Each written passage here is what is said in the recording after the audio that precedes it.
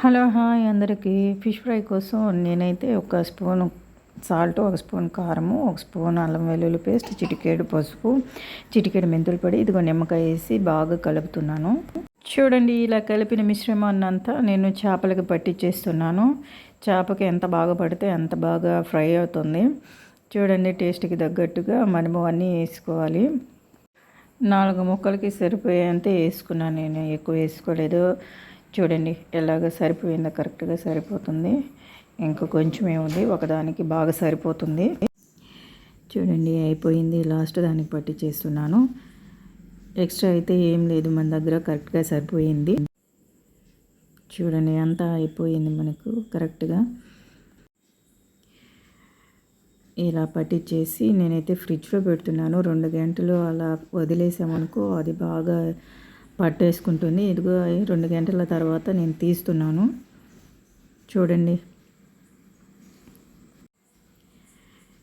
తీసేసి నేనైతే స్టవ్ మీద చేయట్లేదు, పొయ్యి మీద చేస్తున్నాను. పొయ్యి మీద చేస్తే టేస్ట్ బాగుంటుంది. చూడండి, పెనుమైతే పెట్టాను. నేనైతే 4 స్పూన్ల నూనె వేస్తున్నాను. 4 స్పూన్ల నూనె వేసాను. అది బాగా కాగాక బాగా కాగిపోయిందండి. చూడండి, ఇప్పుడు మన చేపల్ని ఒక్కొక్కటిగా వేసుకున్నాము. చూసారుగా, నూనె బాగా కాగితే బాగా ఫ్రై అవుతుంది. ఏమైనా పొయ్యి మీద చేసుకుంటే ఆ టేస్టే వేరబ్బా. చూడండి, కాస్త అడ్జస్ట్ చేస్తున్నాను.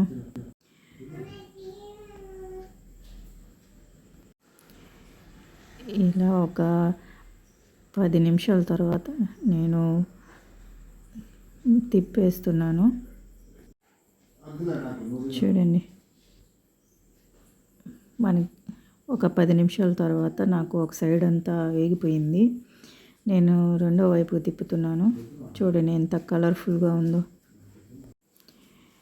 అన్నీ ఒక్కొక్కటిగా తిప్పేసేసుకుంటే చూడండి, మనదైతే కలర్ఫుల్గా ఇంకొక 5 నిమిషాల్లో మనకైతే ఫిష్ ఫ్రై రెడీ అయిపోతుంది. ఒక్కొక్కటిగా చిన్నగా విరిగిపోకుండా వేసుకుంటే నీట్గా ఉంటుంది. చూడండి,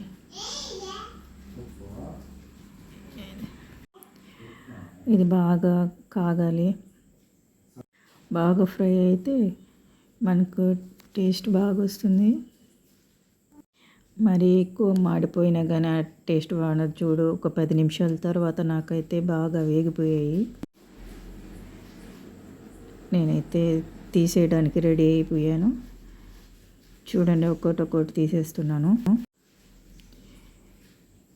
అలా పెట్టుకుంటే నూనె అంతా దిగిపోతుంది. చూడండి, మన చేప అయితే బాగా ఫ్రై అయిపోయింది.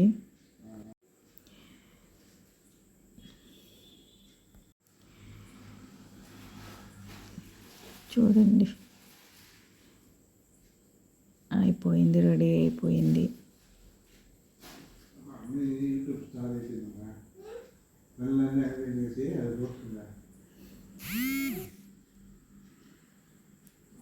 ఫైనల్లీ మన చేపల ఫ్రై రెడీ.